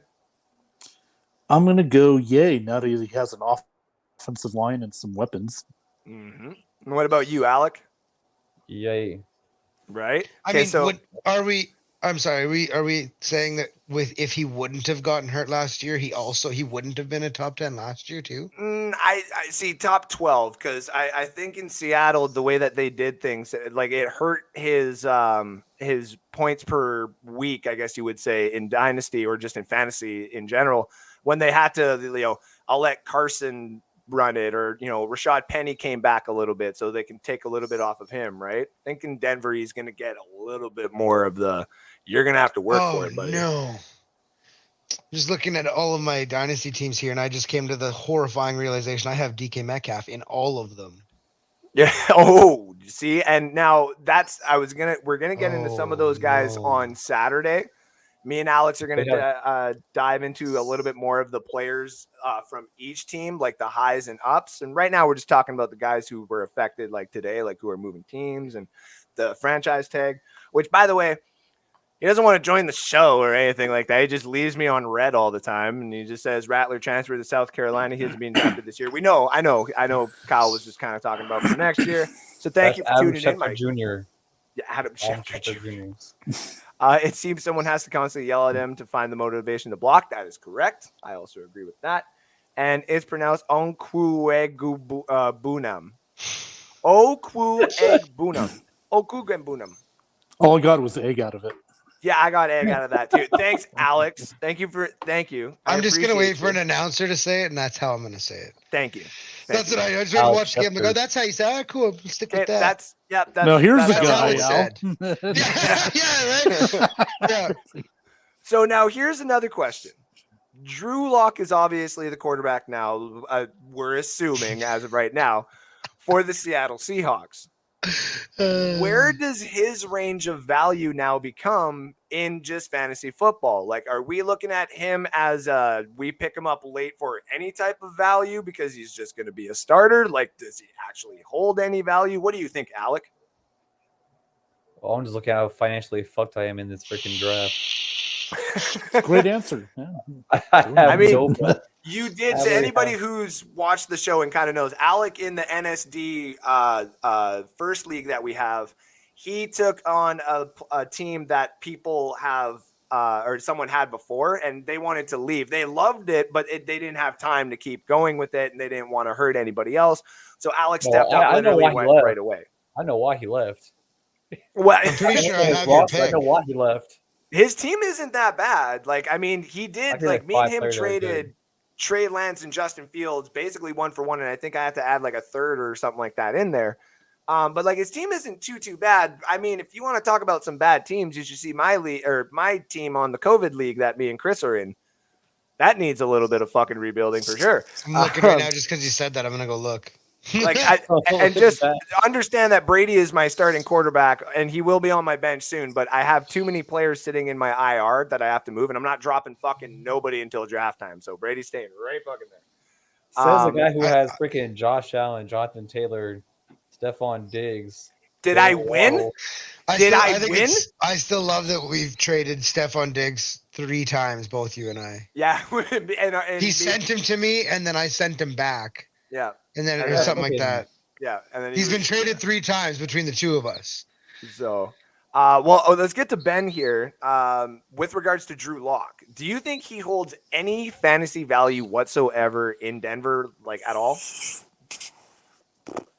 Well, he didn't in Denver. Or sorry, in Seattle at all. My apologies. Yeah. No, it's okay. I'm not much of a fantasy league guy, but I will say this: if I were playing, God, I really don't. I mean, he never was really that good in Denver. I just look at him as a career backup at best. Yeah, that's all I look at. He's gonna get that. I'm trying to think of the other backup that was in. He was the Texas quarterback for a bit. Why am I drawing a blank on him? I can't remember. Colt McCoy. Tyrod Taylor. McCoy. No, Colt McCoy. I think he's going to eventually be a Colt McCoy. Yeah, he's just the name. You know what I mean? At this point, where he's kind of just chilled around. So, and then Alex said most people just say Alberto. Yeah, I mean, duh. Oh my God, What? Did I smoke way too much? That all of a sudden he just decided to bless us? My co-host. I finished all the stuff I had to do, and then I tuned in to see if you guys were still going. So threw in a few comments, and then my co-host Hey, all we of need- North Sports Dynasty, Oh, co-host to Ben Cordnett, NSD analyst for the Detroit Lions, the Minnesota Timberwolves, the Detroit Red Wings, hashtag we fucking suck right now. And yeah, let's Detroit not talk about tonight. And also one of the hosts of the NFL edition, Mr. Alex Loosemore. How are we doing tonight, brother? We're doing all right. What a crazy fucking day of football. I know you guys have been talking about it for a little bit here. Like, I'm at work and I can have my phone in my back pocket and stuff, and then all of a sudden I'm getting a call from Alec in the group chat, and I'm like, guys, I'm at work. We can't talk about this. Thing. Yeah. So My I bad. Checked my Andrew, phone. I I was had like, what the fuck Scott happened text me today? while I was driving. Oh, Scott. Like yeah. 2 seconds after I was driving, I literally pulled over. I'm like, I gotta check Twitter. I don't believe this guy. And Like, I'm just, listen, like, here's the thing. I was like, I gotta check Twitter. Like, this is too much. I like pulled into McDonald's. Like, hold on. Here's the thing. Up here, like where we're at, like in our area, like the Edmonton area and stuff like that, we just had some major snow drifts and wind come through like our fucking like farm fields and highways. So like, yeah, Chris is definitely pulling over for that text. Like it's not been fun driving around this area here for the last couple of days. But no, I also like this. I don't understand though, with regards to, let's say, the franchise tags and some of these players that are getting franchise tagged, like what does this mean for Dalton Schultz? Like, what does this mean for, Mike Gesicki? Like, are these guys going to have any type of relevance whatsoever going forward? Like, what do you think, Alex? Like, are we actually going to expect Mike Gesicki to be top 10 tight end here going forward, or what? Fantasy-wise, I would say hold on. I think if you're talking a redraft, I think he definitely has value. Because It's a the one-year offensive deal. coach coming in, a 1-year deal, all that, I'd say absolutely hit on that. But dynasty-wise, I don't think he's staying past this year, realistically, because he still wants receiver money. That's not changing. So, and he gets the franchise tag right now for the tight ends is 10.93, so essentially 11 he's going million to right want now. way more than that. He's going to want at least 15 probably is where that's likely going to start. I thought So 18. Yeah, but for Dynasty, does his value improve if he leaves Miami? it depends on where he goes. Right? 'Cause Like, then- that's what I'm saying, right? Like, that's where he's maybe a good Dynasty play because he might not have a great statistical year next year in Miami, depending how Miami is. Right? Yeah. But if he leaves and goes, like, I'm done signing, like, I'm done, I'm leaving, and goes good- to any team with a quarterback, like, that's where your Dynasty value is going to be. Is not maybe for this year, but for next year. A good little say comparison of that, and Chris knows exactly what I'm talking about. Say in the COVID league is a guy named Zach Ertz. When he was on the Philadelphia Eagles for a little bit, he was top tier, and then Dallas Goedert starts taking that role. I'm like, guys, I need the roster spot for crying out loud here. Somebody just like give me a 4th rounder and stuff like that. And everybody in the COVID league, because it's a big money league, is like, no. And I'm like, all right. And then all of a sudden, the second that he gets traded to Arizona, do you want a 2nd round pick, Andrew? And I'm like, oh, now that's how we play this fucking game. A-holes. It's going to be a 2nd and 2 4ths, but yes, you give them up now. There you go. Yeah. Yeah. It's for me. But again, even that, like, even in that situation, like, there was no Dynasty value there because he was a free agent when he was done here, right? Exactly. So it's Yeah. just like that's the reason I say with Gesicki that there's value, because if he he might have value in Miami too. Miami might actually not have a terrible offense. Like, we don't, like, you never know. But if they do, and then like you can, like, right now, like if you're drafting, it's maybe a good like later round pick. Mm-hmm. If you're if you're a team that's kind of selling, it might be a player you can buy low on, and then and next, like I said, not this year, but next year you have a good player who might have a new quarterback, a better quarterback, right? Yeah. True. Now here's the other thing though. Like, did Mike McDaniels? Mike McDaniels. Did he really? And I mean this in all respect. Did he help his case as a head coach for the Miami Dolphins going on the Pat McAfee show? Because he looked stoned as fuck, man. That was a good interview. I loved that. It was good, but it freaked me out a little bit too because I'm like, Have you seen his other interviews? I have, yeah. Like he has weird interviews all the time, and I get it, and I like that because, like, I mean, I'm a weird motherfucker too. Like, I get it, but like, But you are stoned all the time. I literally almost 100. You legitimately are stoned all the time.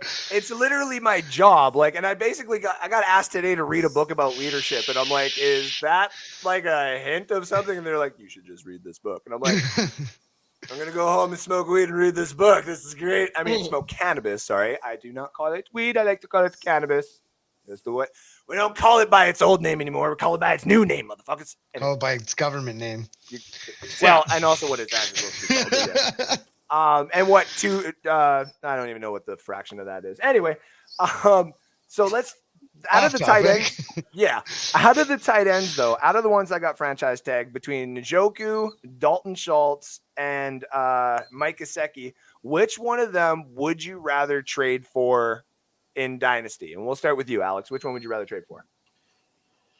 Well, Brad already made a really good argument for Gesicki, but I'm going to go with Dalton Schultz, especially now that there's at least one less weapon in that room with Amari Cooper being essentially pushed out the door here within the next week. But he was already valued pretty high in that offense, and then he's only really going to have to fight with CeeDee Lamb for top-tier targets. So, to me, that's your play to go get. I like that. What about you, Ben? Out of those three tight ends, which one in a fantasy realm would you want to trade for? I would go with Schultz because I think he just has a better offense on the team he's on. You know, with Njoku, he's in Cleveland, and you know I'm not a big Baker Mayfield fan, so I don't know if he'll get targeted as much. But you know, Landry, I don't know. They might not bring him back. So, but I do like. They'd be smart Schultz, to get rid of Landry, actually.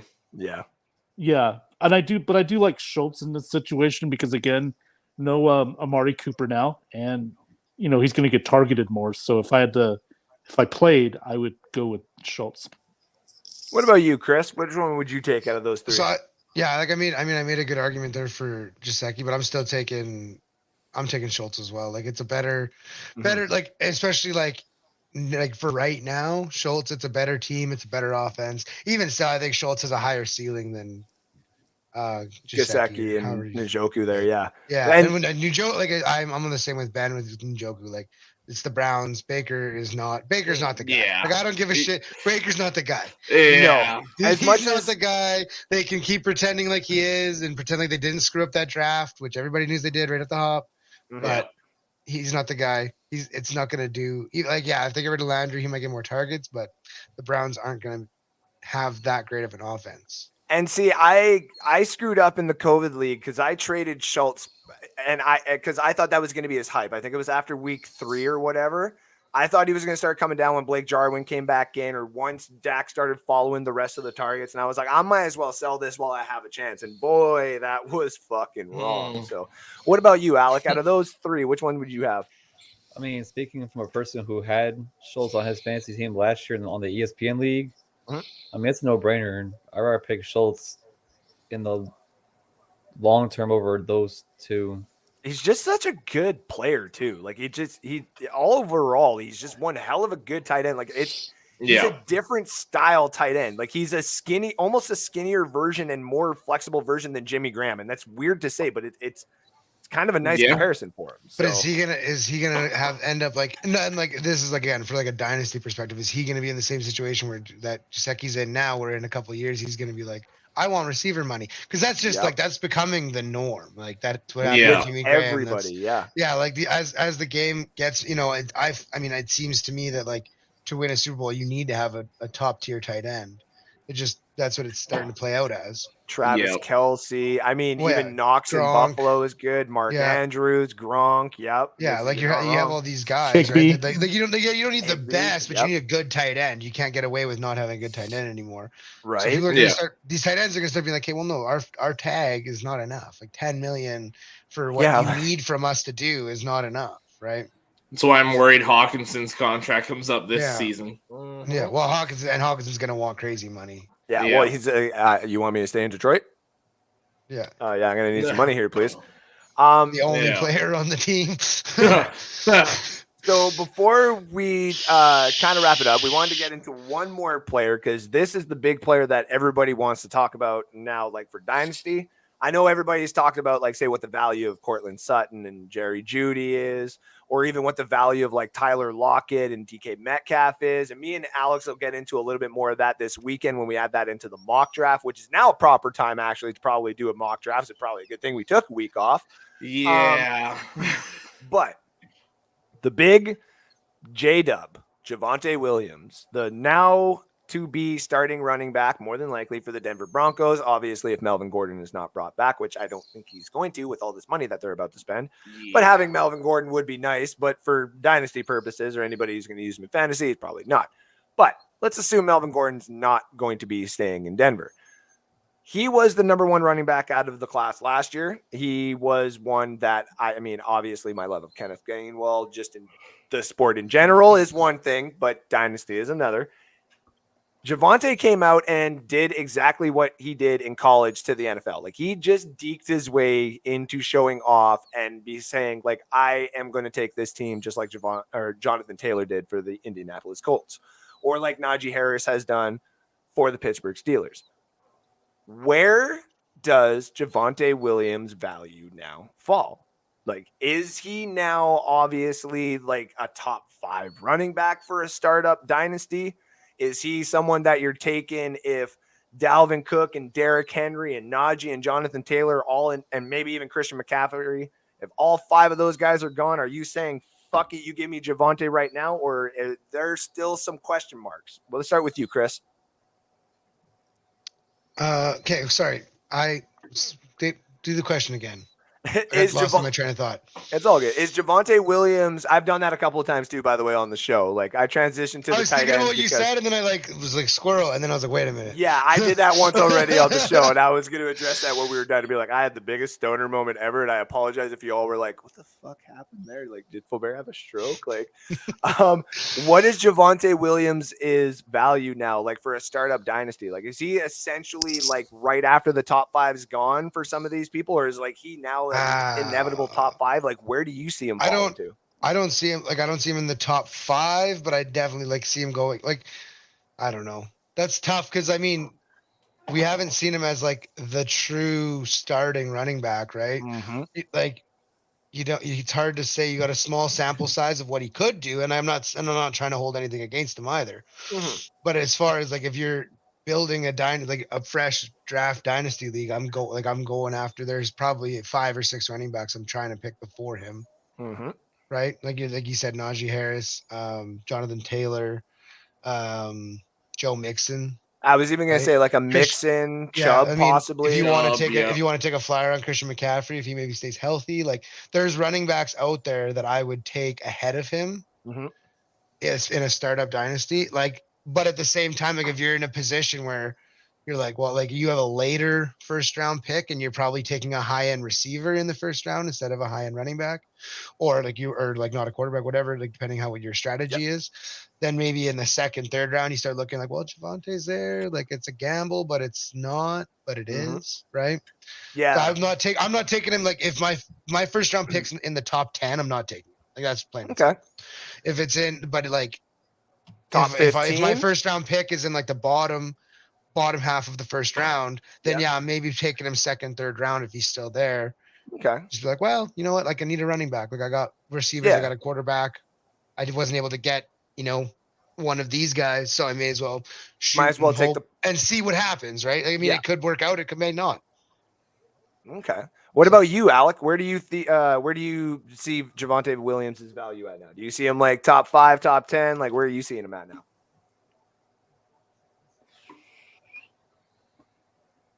I also had him on my team, but he was more like a bench player. I really didn't have any more use for him. Not because he's like a bad player. It's like his role in the offense wasn't really consistent between him and Melvin Gordon. Mm-hmm. I'll have to see like another year of him to like actually like a full starting position. Like top 5 is reaching. I'd say like top 10, top 12. Okay. Okay. Yeah, I've really seen much from him this season to say top 5. Fair enough. What about you, Ben? Where you see Javonte Williams' value at right now? Yeah, I don't see top 5. In fact, I would probably put Cam Akers over, Javonte Williams right now. Just because I've seen more of him. And, I think he's a little better running back, all-around running back than a Javonte Williams. But like Chris said, if you're in a position to where you're at a point in later rounds to take a chance on somebody like a Javonte Williams, I'd go for it. Okay. Well, before I get to 5, no. Okay. What about you, Alex? Let's get your take on this here.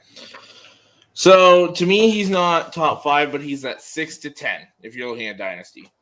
And I'll give you this. He was looking. Oh, sorry. I just had it here. Last year, splitting carries, he was the 17th overall running back in PPR leagues. Mm-hmm. So if he's going to be your bell cow, especially with Russell Wilson, where that makes the passing attack more of a threat, where you actually have to play that, and it's going to open the box a bit more. To me, I agree with Ben. I think Akers is there. Jonathan Taylor. I like the Mixon shout by Chris there. Yeah, Mixon's good. Chubb, yeah. Henry to me is kind of iffy because he's getting up there. Cook is iffy for me. Yeah. The Aaron Jones fantasy, one. You're taking Henry, but yeah, for Dynasty, it's a bit of a difference. Yeah. Aaron Jones is starting to fall in that too, even though we still get him and the whole crew for a year. But yeah, I just pulled up on Fantasy Pros here. They do like a nice breakdown of tiers. Yeah. So they have their top tier is Jonathan Taylor, Najee Harris, Christian McCaffrey, DeAndre Swift, and then Javonte Williams is right at 5, but it's at like 5 is the top of their tier 2. Interesting. So, Okay. so he's the top of the tier 2 running backs. He's in the same conversation with Eckler, Mixon, Cook, and Kamara as far as Dynasty goes. Yeah. Hey, Andrew. 1 sec there, Alec, because I was just going to say quick shout out to former Tampa Bay Buccaneer in the house watching tonight. Mr. James Canada says, "What's up, guys? Thank you for tuning in, James Canada." I love the last name, by the way. I mean, it's Canada. Yeah, Canada. There we go. I have to make sure I was saying it right. I've always seen it as Canada, but I always wanted to see it. So shout out to you. Shout out to your last name. And shout out for you wearing that Buccaneers jersey for us back in the day. Shout out to you all the way, buddy.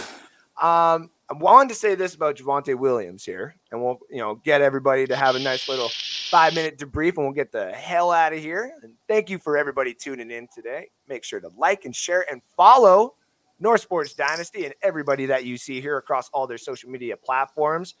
Alex and Ben do a show called the NFL Edition with Johnny Dean, which we haven't seen him tonight. Must be asleep, little bastard. Been watching NASCAR all night. Shut up, Andrew. Yeah. Alex Schomburg, our NSD analyst, one of them for the Tampa Bay Buccaneers, and Chris, obviously our NSD analyst for the Arizona Cardinals, who is also joining us tonight. I want to say this about Javonte Williams, and then we'll wrap things up. Jonathan Taylor was also in his first year, I think around like the 18th, 19th position.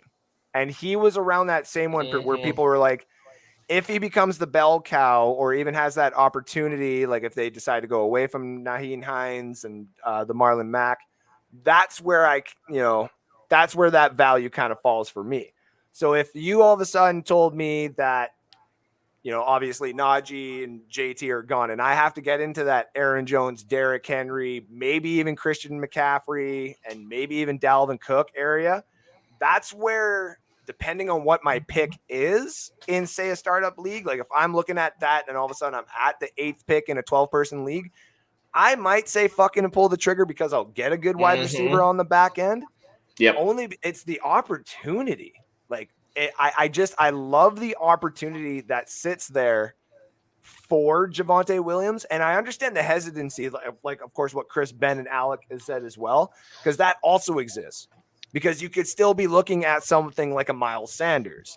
You could still be looking at, what Travis Etienne. We don't know what Travis Etienne is going to be, though. I would love nothing more than to find out in fantasy. So Chris, holla at me if you want to trade him. I'm all open. But that's kind of where it falls into, and Can I I- understand where everybody's on that. Go ahead, Chris. Can I say one more thing? Yeah, Yeah, of as course. somebody, I've been paying a little bit of attention to the running back situation in Denver as somebody who owns Melvin Gordon in our league, Yeah. and they have talked about bringing him back. Yeah. And they have. are like, I mean, I know like it's probably not favorable, but if you're Melvin Gordon, do you consider it at 28 years old? You see this team, they traded for Russell Wilson. Vaughn might come back.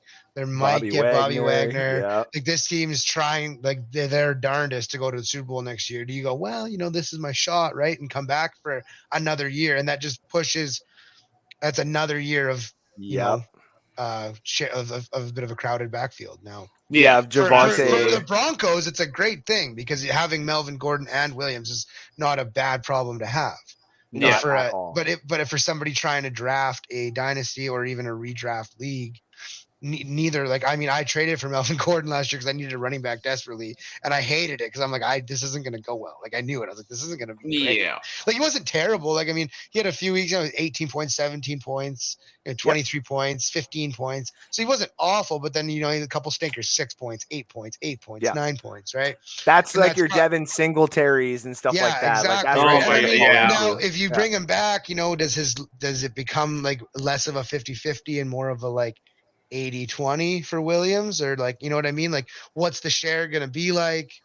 That's Does where it- my concerns lie. If Gordon goes back, Yeah.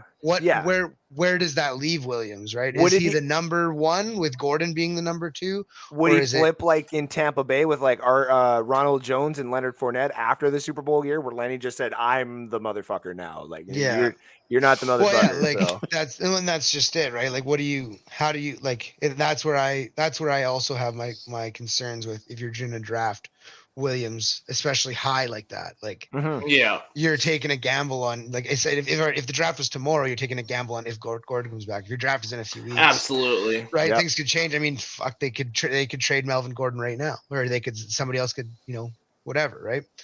Yeah. And there's still a few other running backs out there that are going to be free agents. Like the Marlon Mack one, to me, like if he goes to somewhere, his value is going to absolutely skyrocket. So I just can't wait until April kind of hits around and the dynasty leagues actually open up a little bit more. And we have the rookie drafts and we can actually start dropping and adding some of these players. Because I even see some of the players that are available in even just the NSD league right now. And it's like, whoo, it's going to be a mad dash as soon as it opens. So.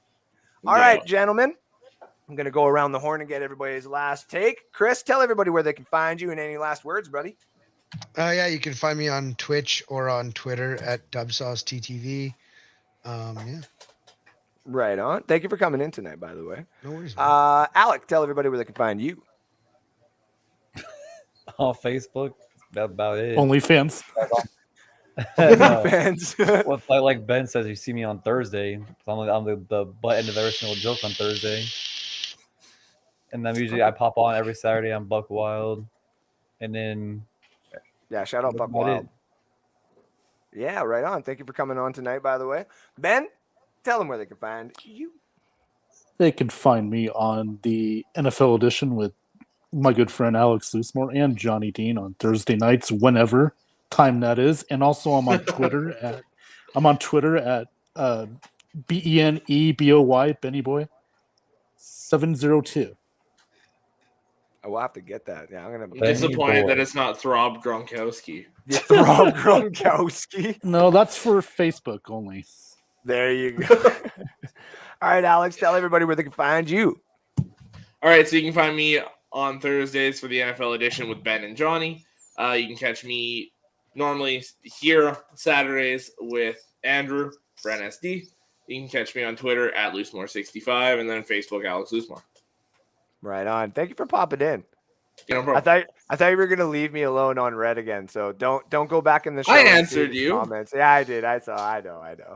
All right. So thank you all again for tuning in. You can find me at Andrew_Faubert. And of course, like Alex Loosemore said, we do NSD. That's what this is. That's what you see here, ladies and gentlemen. We will be live on Saturday. We're going to do a mock draft. We're going to talk about some of the risers and falls in people's rankings.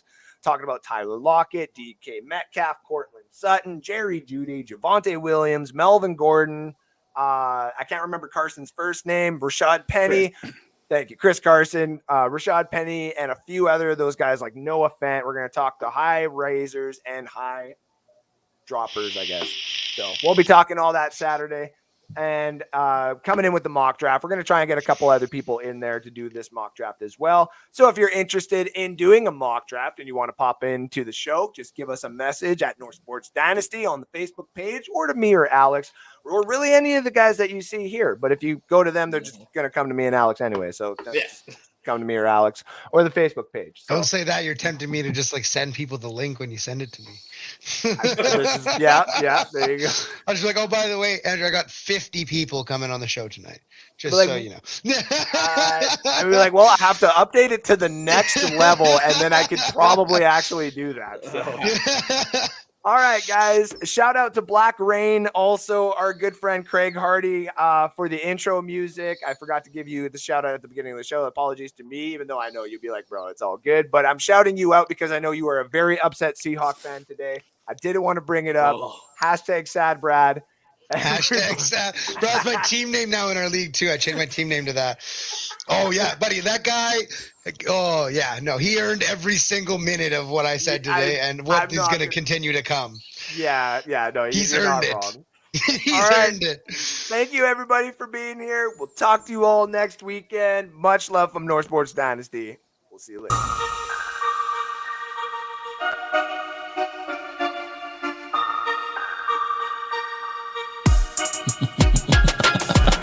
So if I contain the Cerberus and then become the one whose name they dare to speak, then I believe that we can shift the cosmos into something so much more complete than antiquated doublespeak.